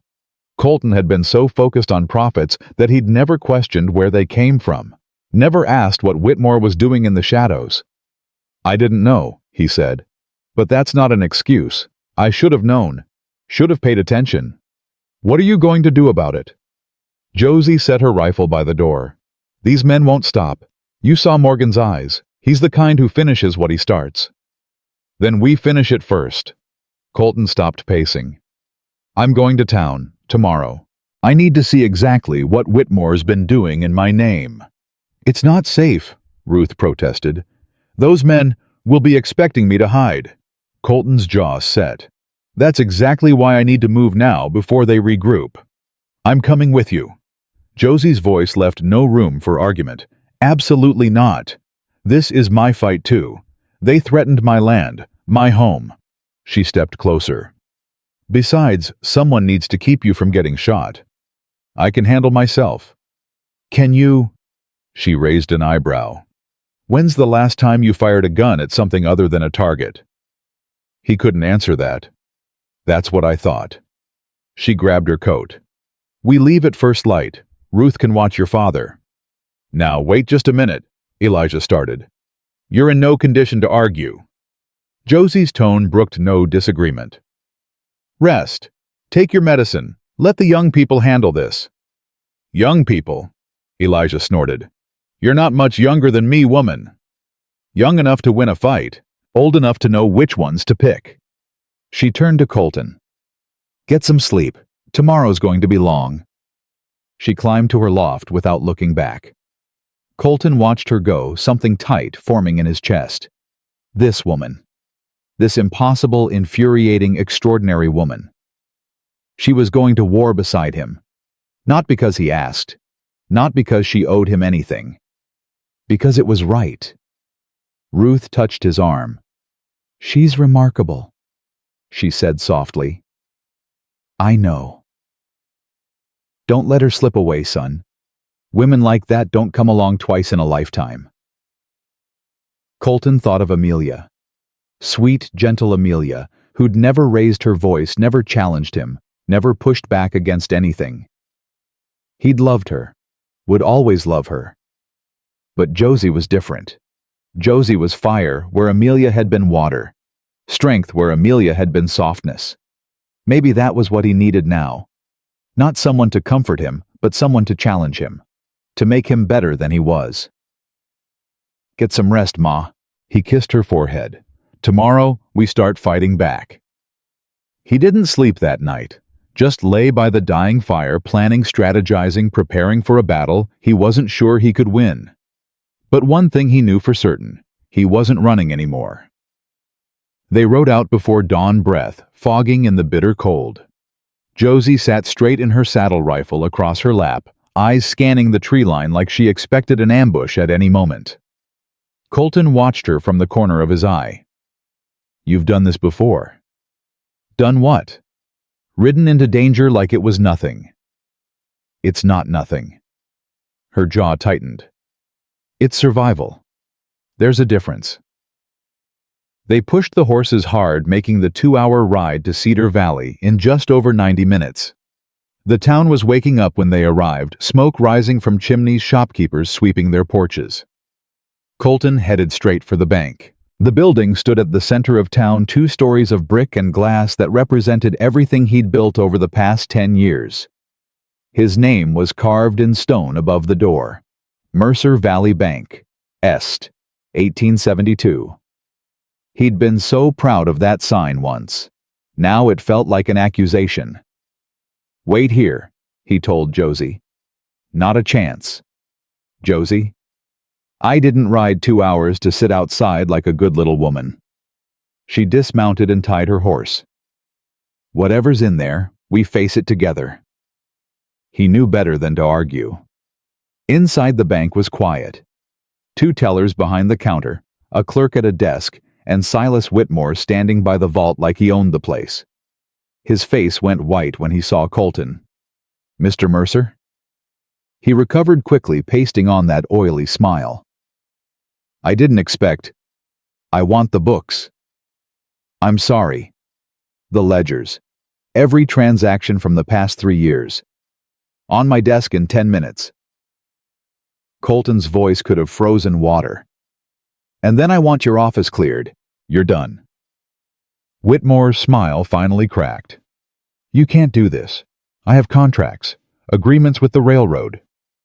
Agreements made in my name without my knowledge. Colton stepped closer. Did you think I wouldn't find out? Did you think I'd just let you burn people out of their homes? I don't know what you're talking about. The Mercer homestead, my parents' home. Colton grabbed Whitmore's collar. You had it torched. That's ridiculous. I was in Cheyenne when... You were in Cheyenne arranging payment for the men who did it. Colton shoved him backward. I have witnesses. I have records. And when the sheriff sees what you've been doing, you'll hang. Whitmore's composure shattered completely. His eyes darted to the door, calculating escape. Don't even think about it. Josie had moved to block the exit, rifle raised. Try to run and I'll put a hole through your leg. You wouldn't dare. This is a bank. There are witnesses. Witnesses who'll testify they saw a thief trying to flee. Her finger moved to the trigger. Your choice. Whitmore sagged. The fight drained out of him like water from a cracked bucket. Fine. His voice came out bitter. You want the books, take them. But it won't matter. The railroad has copies of everything. They know every deal, every foreclosure, every penny that changed hands. What deals exactly? Whitmore laughed. It was an ugly sound. You really don't know, do you? For 3 years I've been buying up land along the proposed rail route. Using your money, your bank, your name. Dozens of homesteads, hundreds of acres. Buying or stealing. What's the difference? Whitmore spread his hands. Some sold willingly. Others needed encouragement. A few fires. Some cattle gone missing. Nothing that couldn't be explained by frontier hardship. Colton felt sick. How many families? 23. No remorse. No shame. 23 families who stood in the way of progress. The railroad paid well for their removal. And my parents. Stubborn old fools. Whitmore's lip curled. They were the last holdouts, the final piece of the puzzle. Once their land was clear, the railroad would have paid millions for the right of way.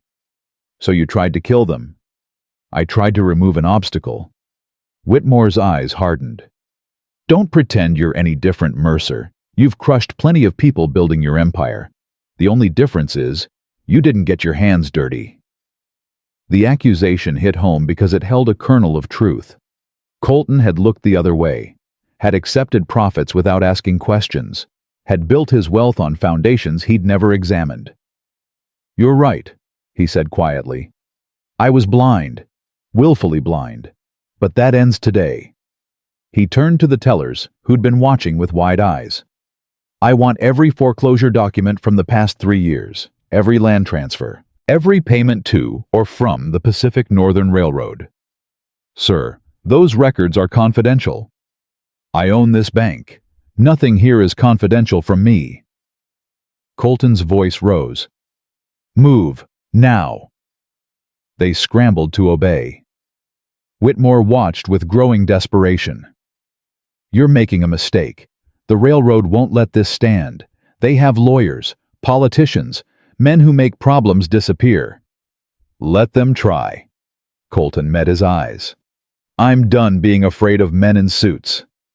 The door burst open. Sheriff Tom Bradley strode in, badge gleaming hand on his holster. Got your message, Mercer. His eyes swept the room, settling on Whitmore. This the man. He confessed to arson, conspiracy, fraud. Colton stepped back. He's all yours. Bradley moved to take Whitmore's arm.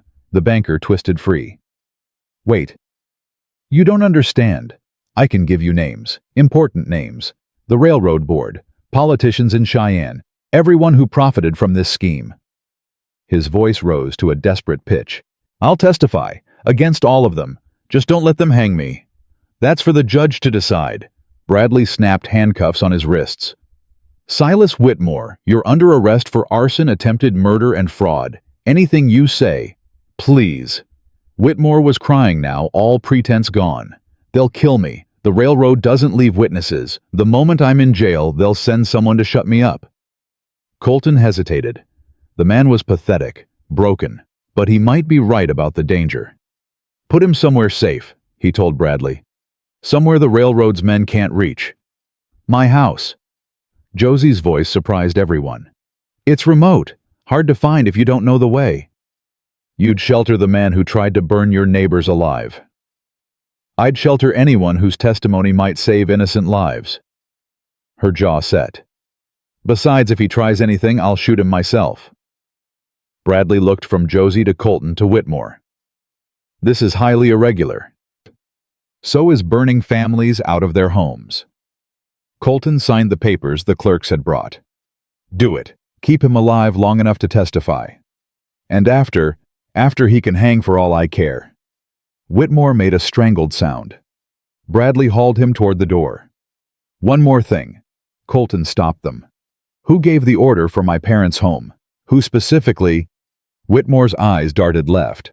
Fear flickered across his face. Morgan. He's the railroad's fixer. Handles problems that can't be solved legally. Where do I find him? You don't. He finds you. Whitmore's voice dropped. And when he does, you'd better pray. Because Morgan doesn't negotiate. He eliminates. They were gone before Colton could ask more. He spent the next 3 hours buried in ledgers. The evidence was damning. Payment after payment to unnamed contractors. Land transfers at a fraction of fair value. Loans called in without warning, forcing families to sell or face foreclosure. All of it funneled through his bank, his company, his name. This is worse than I thought. Josie sat across from him, helping sort through papers. 23 families displaced, 7 homesteads burned, 2 deaths recorded as accidents. Who died? Jacob Reinhardt, listed as a hunting accident. She held up a document. Sarah Jennings, heart failure while alone. Old Jennings' wife. Looks like it. Josie's voice hardened. She died 3 months before the fire at your parents' place. Maybe Jennings knew more than he let on. Colton's mind raced. Jennings had been the one who found his parents, the one who sent the telegram, the one who pointed him toward Josie's cabin. What if that wasn't coincidence? I need to talk to him. Jennings, he's miles from here. Then we ride. Colton gathered the most damning papers. There's something he's not telling us. They left the bank in the hands of a trusted clerk and rode north. The day had warmed slightly, snow melting in patches, but the wind still cut like a knife. Jennings's homestead sat in a narrow valley between two ridges. Smoke rose from the chimney. A single horse stood in the corral. Colton dismounted and approached the door. Before he could knock, it swung open. Jennings stood there, shotgun raised, face like thunder.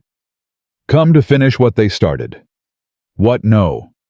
Colton raised his hands. Jennings, it's me, Colton Mercer. I know who you are. The old man's eyes were wild.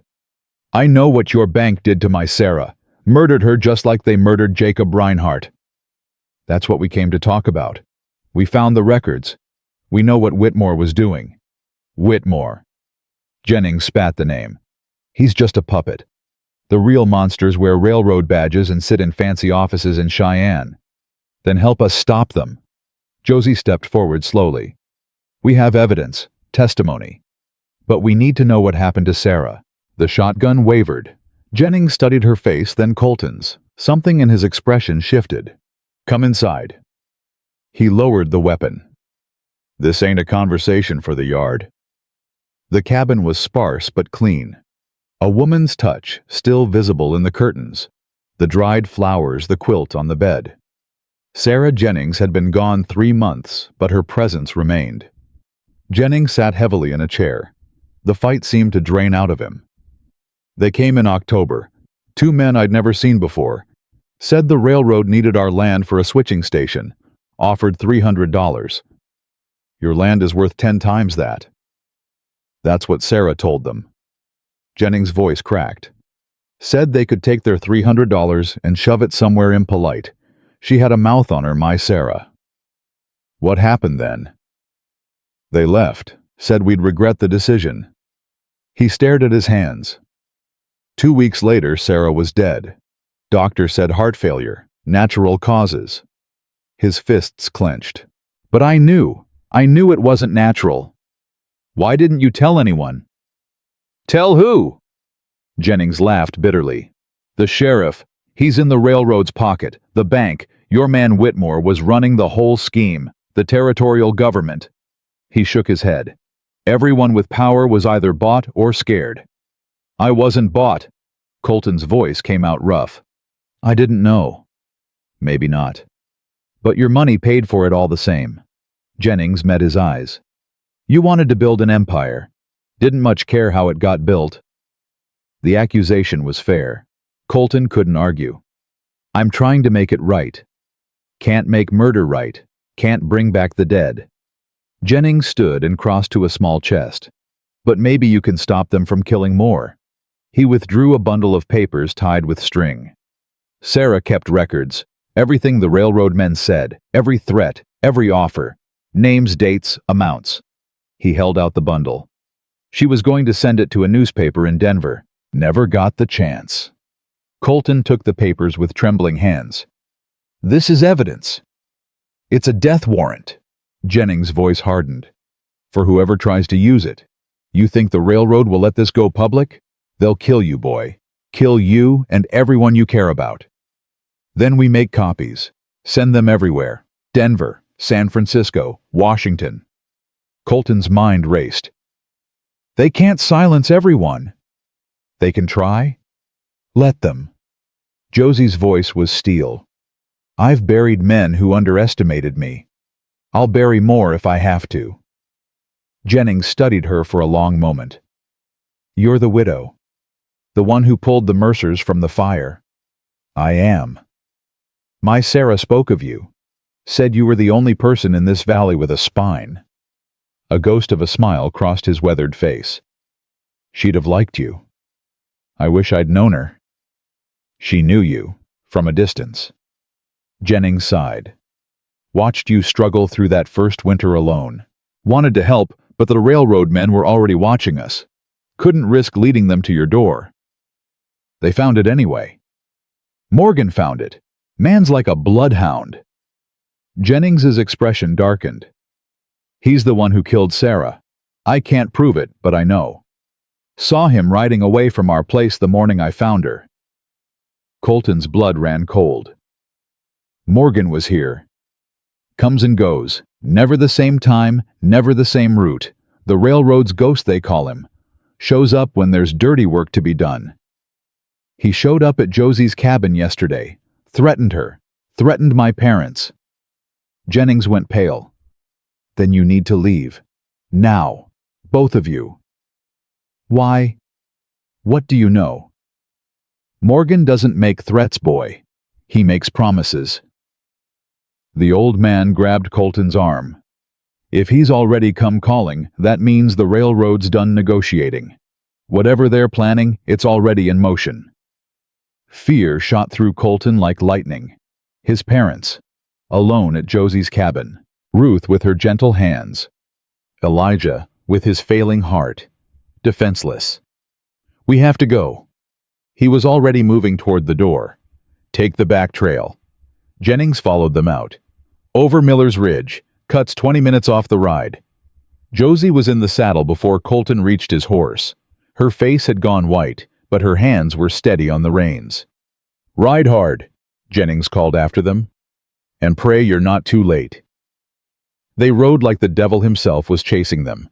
Over ridges, through frozen streams, across meadows, where the snow came up to the horses' bellies. Colton's lungs burned, his legs screamed, but he didn't slow down. Couldn't slow down. The images kept flashing through his mind. His parents trapped. Flames rising. Morgan's cold eyes watching it burn. Not again. Please God, not again. They crested the final ridge as the sun began to set. Josie's cabin came into view below. No smoke from the chimney. The door hanging open. No. The word tore from Colton's throat. They thundered down the slope, horses nearly falling in their haste. Colton was off his mount before it stopped running for the cabin, heart hammering against his ribs. Mapa! Silence. He burst through the door. The cabin was empty. Furniture overturned.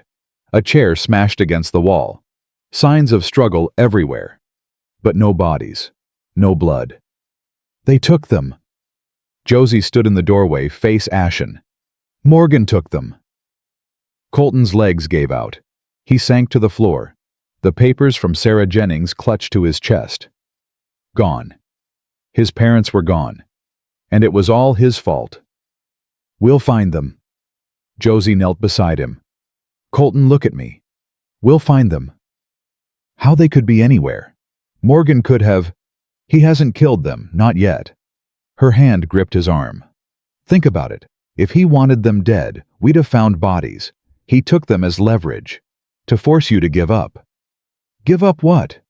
The evidence. The testimony. Everything we've gathered. Her eyes were fierce. That's what this is about. They want to trade. As if in answer, hoofbeats sounded outside. A single rider approaching fast. Colton scrambled up, drawing his pistol. Josie raised her rifle. The rider appeared at the edge of the clearing. A boy, maybe 14, terror written across his face. Mr. Mercer. His voice cracked.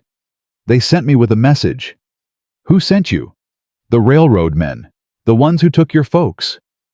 The boy fumbled in his jacket and produced a folded paper. They said to give you this. Said you'd know what it means. Colton took the paper with numb fingers. Unfolded it. 5 words written in a neat hand. Bring everything, or they die. Below the words, a location. An abandoned mine in the hills above Cedar Valley. And a time. Midnight tonight. They want a trade. Josie read over his shoulder. The evidence for your parents. It's a trap. Of course it's a trap. She lowered her rifle. The question is whether we spring it, or let them win. Colton stared at the paper. His parents' lives against 23 families' justice. against Sarah Jennings and Jacob Reinhardt and everyone else the railroad had destroyed, against everything he'd sworn to make right. "We go," he said quietly. "Colton, we go, but not to surrender." He met her eyes. "We go to end this, once and for all." Josie nodded slowly. "Then we'd better have a plan." "We will." He folded the paper and tucked it into his coat. "We have 6 hours. That's enough time to prepare." "Prepare for what?" Colton's jaw set. The fear was still there, churning in his gut. But something else was rising now. Something harder, colder, determination. For war. The abandoned mine loomed against the night sky, its entrance like a mouth waiting to swallow them whole. Colton checked his pistol for the 3rd time. 6 bullets. Josie had her rifle and a hunting knife strapped to her belt. Not much against however many men Morgan had brought, but they weren't alone. Sheriff Bradley crouched beside them, along with 6 deputies recruited from homesteaders who'd lost family to the railroad's schemes. Jennings had spread the word. Men had answered, men with scores to settle. "Remember the plan," Colton whispered. "We go in through the front. Bradley's men take the back entrance. Nobody shoots until my parents are clear.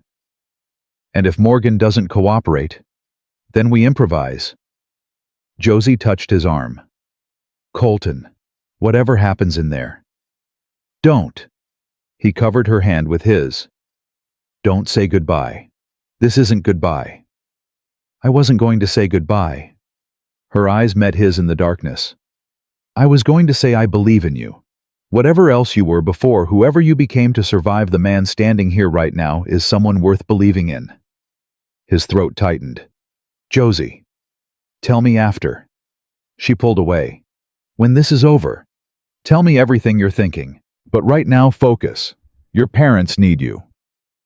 She was right. He pushed down the emotions churning in his chest and signaled to Bradley. The sheriff nodded and melted into the darkness with his men. Colton took a breath, squared his shoulders, and walked toward the mine entrance. Morgan was waiting just inside, silhouetted against a lantern's glow. 2 men flanked him, rifles ready. Behind them, deeper in the tunnel, Colton could make out shapes. His parents bound to chairs. "Mr. Mercer." Morgan's voice echoed off stone walls.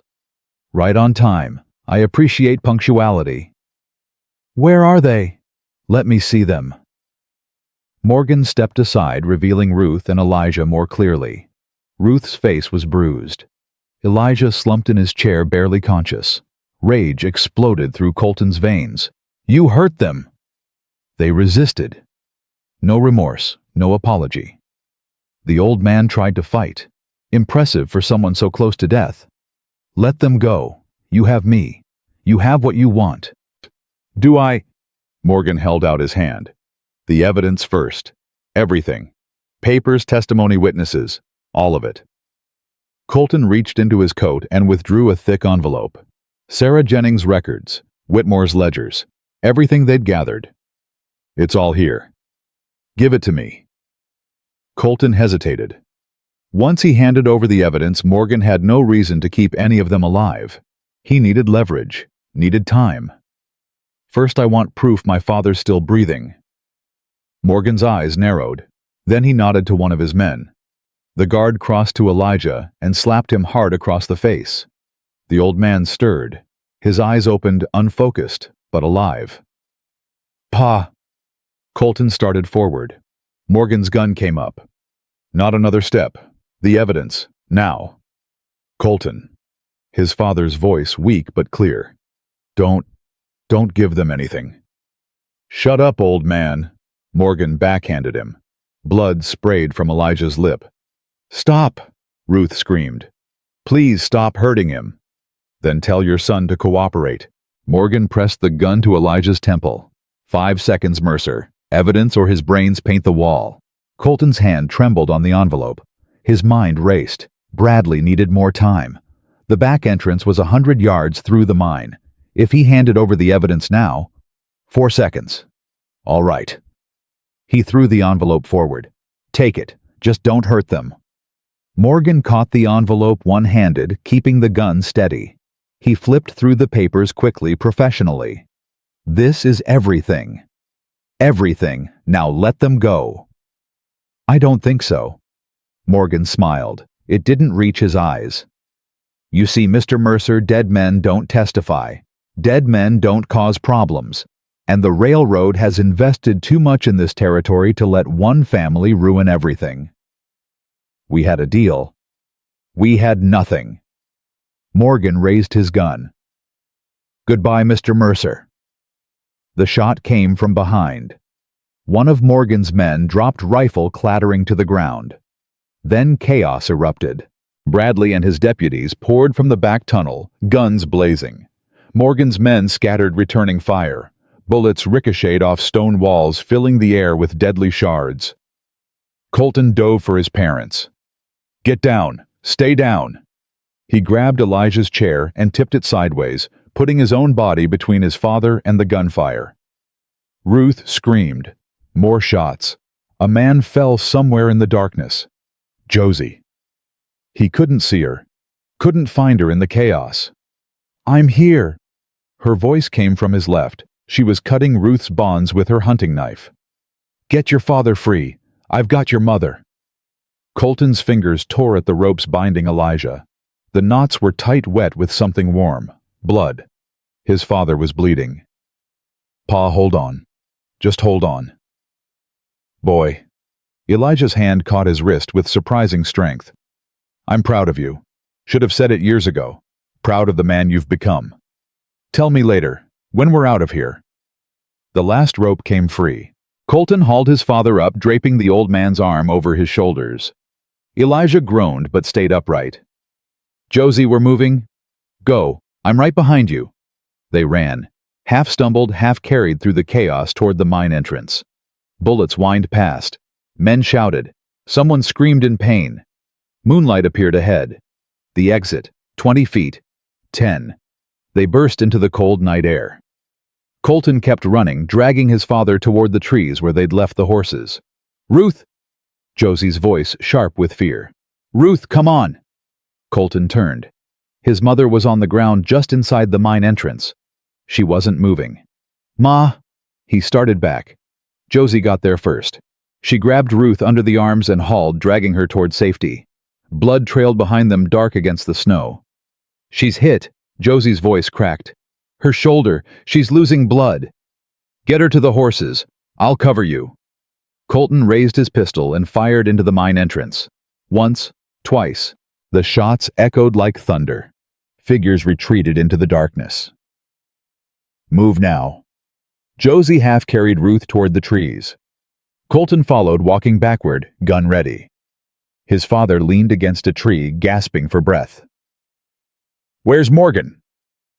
Elijah wheezed. Colton scanned the mine entrance. Bodies lay scattered in the moonlight. Bradley's men, Morgan's men. But no sign of Morgan himself. I don't see him. He ran. Bradley emerged from the mine, blood streaming from a cut on his forehead. Took off through a side tunnel. Couple of my men are chasing him, but what? That tunnel leads to the old shaft. Collapsed years ago. Bradley shook his head. If he went that way, he's either trapped or buried. Colton's jaw tightened. Morgan alive meant danger. Morgan dead meant justice denied. Neither option satisfied. Forget Morgan for now. My mother needs help. They worked by lantern light, Josie's hands steady despite the blood. The bullet had gone through Ruth's shoulder, missing anything vital, but leaving a hole that wouldn't stop bleeding. I need to cauterize it. Josie's voice was calm. Too calm. There's no other way. Do it. Ruth's voice was barely a whisper. Just do it. I've survived worse than a hot knife. Colton held his mother's hand while Josie heated the blade. He watched Ruth's face, saw her brace herself. Saw the moment the hot metal touched her wound. Ruth screamed. Her hand crushed his with strength he didn't know she possessed. Then she went limp, passed out from the pain. She'll live. Josie wrapped the wound with strips torn from her own petticoat. The burn is clean. As long as infection doesn't set in, as long as... I've done everything I can. Josie met his eyes. The rest is up to her. And God. They made camp in a sheltered hollow far enough from the mine that they could see anyone approaching. Bradley posted guards while the others tended to the wounded. 4 men dead, 6 injured. Morgan escaped. But Colton's parents were alive. That was what mattered. He sat beside his mother watching her breathe, watching the color slowly return to her face. Josie worked nearby, stitching a gash on one of the deputies. Her hands never wavered. She's remarkable. Colton turned. His father had dragged himself closer, pale but alert. You should be resting. Plenty of time to rest when I'm dead. Elijah's eyes stayed on Josie. That woman ran into gunfire to save your mother. Didn't hesitate, didn't flinch. I know. You love her. It wasn't a question. Colton watched Josie tie off the final stitch and offer the deputy a drink of water. She was covered in blood. Exhausted. Beautiful. Yes. Does she know? I haven't said the words. Then say them. Elijah gripped his son's arm. Life's too short for unspoken words. I waited too long to tell you things that mattered. Don't make my mistake. Pa. Go. Elijah pushed him gently. Go tell her. Your mother and I aren't going anywhere. Colton stood slowly. His legs felt like they'd been filled with sand. His heart hammered against his ribs. Josie looked up as he approached. Something wrong? No. Yes. I don't know. He ran a hand through his hair. Can we talk? Away from everyone? She studied his face for a long moment, then nodded. They walked to the edge of camp, where moonlight filtered through pine branches. What is it? Josie asked quietly. I almost lost them tonight. Almost lost everything because I was too proud to see what was happening in my own company. Colton's voice shook. And in the middle of all that chaos, all that fear, the only thing I could think about was you. Colton, let me finish. He faced her fully. I've spent 3 years running from grief, building walls, convincing myself that wealth and success were all that mattered. And then I walked into your cabin and everything changed. I didn't change anything. I just fed you stew. You changed everything. He stepped closer. You showed me what courage really looks like, what strength really means. You took in strangers and nursed them back to health. You faced down armed men without flinching. You ran into gunfire to save my mother. Anyone would have... No, they wouldn't have. His hands found hers. You're extraordinary, Josie Callahan. And I'm in love with you. Tears glistened in her eyes. I'm scared. Of me. Of losing you. Of loving again and having my heart broken again. A tear slipped down her cheek. Thomas was my world. When he died, I wanted to die too. I can't survive that kind of loss again. You won't have to. Colton brushed the tear away with his thumb. I'm not going anywhere, not running anymore. Whatever happens next, we face it together. You can't promise that. Nobody can promise that. Then I promise to try, every day, for as long as I have breath. He leaned his forehead against hers. Marry me, Josie. She went still. What? I know it's sudden. I know we've only known each other a few weeks. I know there's 100 reasons why this is crazy. He pulled back to meet her eyes. But I also know that life is short and precious and unpredictable. I know that when I thought I might die in that mine, my only regret was not telling you how I felt. I know that standing here with you feels more right than anything has felt in years. Colton, you don't have to answer now. You can take all the time you need. But I needed you to know. I needed to say the words. Josie stared at him. The moonlight caught the tears on her cheeks, turning them to silver. Yes. His heart stopped. What? Yes. A smile broke through the tears. Yes, I'll marry you. God help me, I'll marry you. He kissed her. right there in the moonlight with blood still on their clothes and chaos still settling behind them. He kissed her like she was oxygen, and he'd been drowning for years. When they finally pulled apart, both breathing hard, Josie laughed. "I must be insane." "We both are," he grinned. "But at least we'll be insane together." They returned to camp hand in hand. Elijah saw them first. His weathered face split into a genuine smile. "About damn time." "Language, Elijah." Ruth's voice weak but sharp. She was awake, propped against a saddle color, returning to her cheeks. "There are ladies present." "Ma." Colton knelt beside her. "How do you feel?" "Like I've been shot." But she was smiling. "Is it true what I just heard? You were supposed to be unconscious." "I'm a mother. We hear everything." Ruth reached up to touch his face. "My boy. Getting married. If she'll still have me in the morning." "I'll have you in the morning and every morning after." Josie settled beside him. "Someone has to keep you out of trouble." "Good luck with that." Elijah coughed out a laugh. "Boy's been trouble since the day he was born."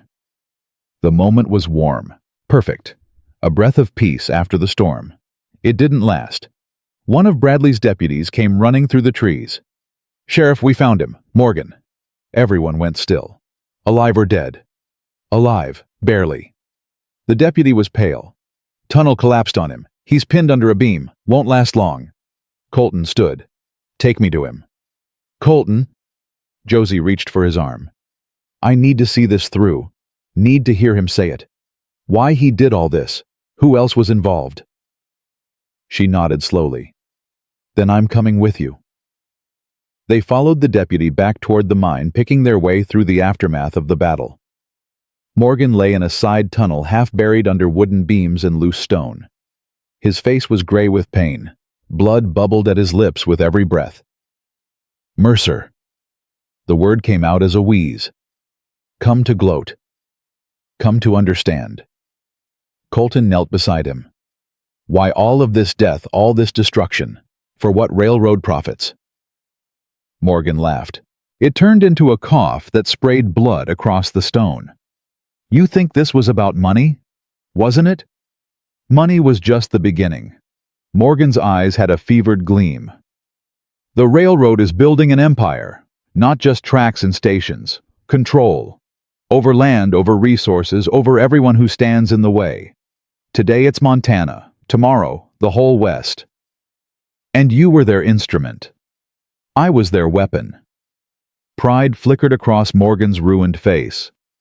47 problems solved, 47 obstacles removed. Your family would have been 48. 47 people dead. Progress has a price. Morgan's voice faded. Someone has to pay it. You're the one paying now. Am I? Another bloody cough. Kill me or let me die.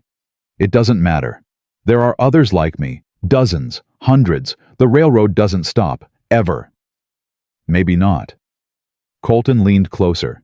But I'm going to make sure the world knows what they've done. Every death, every fire, every family destroyed. I'm going to drag it all into the light. They'll kill you. Let them try. Morgan stared at him for a long moment. Something that might have been respect flickered in his dying eyes. You've got stones, Mercer. I'll give you that. His breath rattled. Should have killed you first, before you grew a conscience. That's the thing about consciences. Colton stood. You never know when they'll wake up. Morgan died 3 minutes later. No last words, no confession, just a slow exhale and then stillness. Colton watched the life drain from his enemy's face and felt nothing but exhaustion. Not triumph, not satisfaction, just bone-deep weariness and a desperate need for this to be over. It's done. Josie's hand found his. He can't hurt anyone else. There are others. He said so himself. Then we'll fight them too. Her grip tightened. Together. Dawn broke over the mountains as they rode back toward Pine Ridge. Ruth lay in a travois pulled by one of the horses, unconscious but stable. Elijah rode double with Colton too weak to manage his own mount. The homestead came into view as the sun cleared the peaks. Smoke rose from the chimney. Someone had started a fire. "Jennings," Josie urged her horse forward. "He must have come to check on us." They found the old man in the cabin tending a pot of coffee and looking like he hadn't slept in days. "Heard the shooting from the ridge." He poured cups for everyone. "Figured you either won or died. Came to find out which." "We won." Colton eased his father into a chair. "Morgan's dead. Most of his men too. The rest scattered." "And the evidence?" "Safe." Colton pulled the envelope from his coat. He'd grabbed it during the chaos, hadn't even realized until later. "We send copies to every newspaper, every politician, anyone who might listen. The railroad secrets are about to become public." Jennings nodded slowly. "My Sarah would be proud." "Your Sarah started all of this. Her records, her courage." Colton met the old man's eyes. "Without her, we'd have nothing. She was a fighter, my Sarah. Never backed down from anything." Jennings' voice cracked. "Wish she could have seen this." "She sees it." Josie placed a gentle hand on his shoulder. "Wherever she is, she sees it." The next weeks passed in a blur of activity. Colton sent messengers to every major newspaper in the West. The story spread like wildfire. Railroad conspiracy exposed. Murder for profit. Families burned from their homes. Investigators arrived from Washington. Politicians who'd been in the railroad's pocket suddenly discovered principles. Arrests were made, trials scheduled. Silas Whitmore testified against everyone he could name, desperate to save his own neck. His testimony brought down a territorial governor, 3 legislators, and half the railroad's board of directors. Justice slow and imperfect, but justice nonetheless. Through it all, Colton worked. He canceled every fraudulent foreclosure his bank had processed, returned land to families who'd lost it, paid compensation to those who'd suffered. His empire shrank. His fortune dwindled. He didn't care. Some things were worth more than money. On a perfect morning in late spring, with wildflowers carpeting the meadow and the mountains standing guard in the distance, Colton Mercer married Josie Callahan. The ceremony was simple. Pastor Morrison from Cedar Valley, a handful of witnesses, Ruth sitting in a chair decorated with ribbons, still recovering, but determined to see her son wed. Elijah standing proudly beside Colton, stronger every day. Josie wore a simple dress of ivory linen, wildflowers in her hair. No jewelry, no finery. She'd never looked more beautiful. "Do you, Colton Mercer, take this woman to be your lawfully wedded wife?" "I do." "Do you, Josephine Callahan, take this man to be your lawfully wedded husband?" "I do." "Then by the power vested in me by the territory of Montana, I pronounce you husband and wife." Colton kissed his bride while the small crowd cheered. His mother wept. His father actually smiled. Jennings raised a flask in silent salute. "Mrs. Mercer," Colton murmured against Josie's lips. "Mr. Mercer," she murmured back. "I love you." "I love you too." She pulled back, eyes shining. "Now take me home." Home. The word had new meaning now. Not the mansion in Silver Creek which Colton had sold to fund his restitution efforts. Not the burned ruins of his parents' homestead. Home was the cabin on Pine Ridge, expanded now with a new bedroom for Ruth and Elijah. Home was the garden they'd planted together, the goats Josie had bought, the horses that grazed in the meadow. Home was wherever they were together. Summer faded into fall. The aspens turned gold, then bare. Snow began to dust the mountaintops, warning of winter's approach. On a crisp October evening, Josie emerged from the cabin with news that changed everything. "I'm pregnant."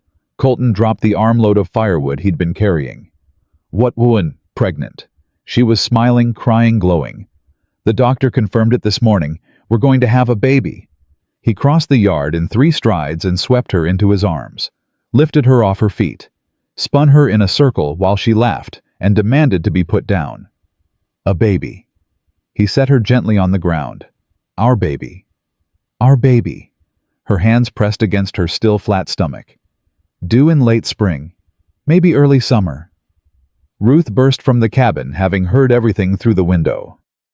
A grandbaby. Elijah, did you hear? A grandbaby. I'm old, not deaf. But Elijah was grinning as he shuffled out to join them. About time this family started growing again. They celebrated with dinner and stories and more laughter than the cabin had ever held. Colton watched his family, this patchwork collection of people bound by love and choice rather than blood alone, and felt his heart might burst. This was what he'd been running from all those years. Not the pain of loss, but the joy of connection. The terrifying vulnerability of loving people who might leave. He'd finally stopped running, and in stillness, he'd found everything. That night, after his parents had retired and the fire had burned low, Colton and Josie sat together on the porch. Stars scattered across the sky like diamonds on black velvet. The mountains stood sentinel in the darkness. "Are you scared?" he asked quietly. Terrified. Her hand found his. "What if something goes wrong? What if I'm not a good mother? What if everything works out perfectly?" He squeezed her fingers. "What if this child grows up strong and healthy and loved? What if we have 10 more years, 2050, to watch our family grow? 50 years. She smiled. "That's ambitious." "I'm an ambitious man. You should know that by now." She leaned her head against his shoulder. "I keep thinking about Thomas. How much he wanted children. How unfair it is that he'll never see this." "He sees it." Colton kissed her hair. "Just like your sister Eleanor. Just like Amelia and my son. They're all watching.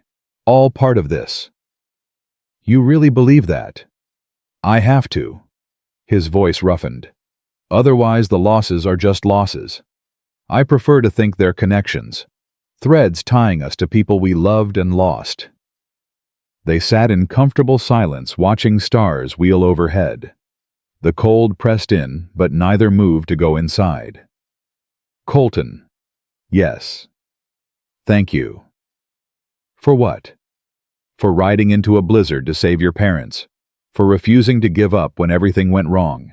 For looking at a stubborn widow with nothing to offer and seeing something worth loving." "Josie." He turned to face her. "You offered me everything. You offered me a chance to become the man I was supposed to be. Is that who you are now? The man you were supposed to be?" He considered the question. Thought about the ruthless businessman he'd been. The grieving widower who'd locked away his heart. The stranger who'd burst into her cabin demanding answers. Then he thought about the man who split wood every morning, who helped his father walk to regain strength, who held his mother's hand while she healed, who loved his wife with every fiber of his being. "I'm getting there," he said finally, "day by day. That's all any of us can do." Josie stood and held out her hand. "Come inside. It's cold." He took her hand and followed her into the warmth, into the home they'd built together, into the life they would share.